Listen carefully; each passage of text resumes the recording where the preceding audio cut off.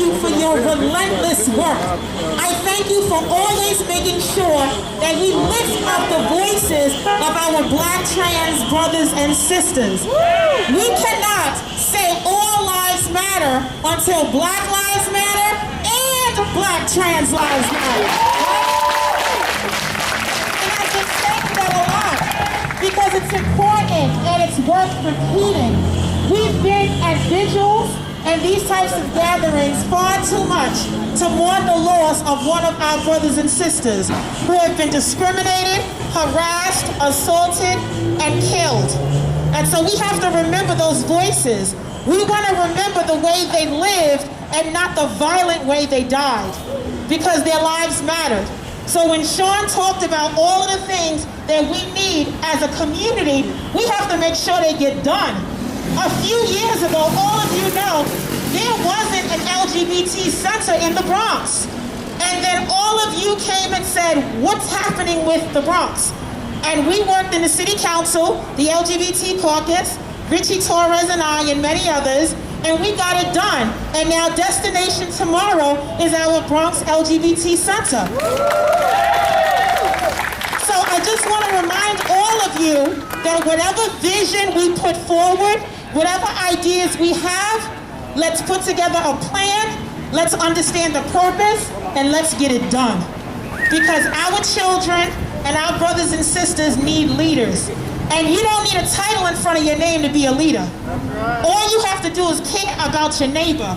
You have to care about someone else other than yourself. You have to realize that we are stronger together than we are apart. You have to understand that if we don't stand for something, we will fall for anything. And we have to stand up for our Black trans brothers and sisters. So I am one of the co-chairs of the Women's Caucus in the City Council, and we are working to make sure that we repeal the Walking Wild trans ban in Albany. Let's get it done. We have a resolution led by Carlina Rivera in Resolution 923, make sure I know the number, and we want to have a hearing on that this year so we can let Albany know that this is important. Our trans brothers and sisters need to feel safe when they're in our community. They need health care, mental health, jobs, and all the other programs that we always advocate for everybody else. And so it should be no difference because we're all in this together. We are the village that it takes to make a difference in our communities. And understand that we are all we got and we are all we need. We are all we got and we are all we need. I also want to thank another good friend who is our president of Stonewall, Brian Romero. Gotta shout you out, Brian. Thank you so much. And to everyone who is here, please understand that you have an advocate and a friend in me. I will always be with you no matter what. Whether we walk, jog, stroll, dance, run, we need to be on the ground talking to people, talking to legislators about how we can reform and introduce policies. But most of all, we need money. We need resources and we need programs to make a difference so that the lives of those that we have lost, we've not lost them in vain. And so we come together tonight to mourn, to reflect on a life lost, but we're going to celebrate a life that was lived through our sister, Tiffany Harris.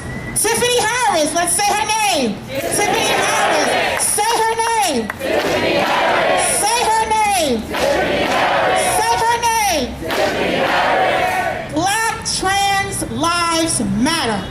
And no matter what we do, let's understand that everything we do has to make sure that we support our community and our brothers and sisters. So I thank you all. Thank you to all the organizations that have been with us, that have stood with us, that continue to work with us each and every day. We love you, we appreciate you, we support you, and in honor of our sister, Tiffany Harris, let us continue to do this work together because we are the village, and we are all we got, and we are all we need. God bless you guys, and thank you so very much.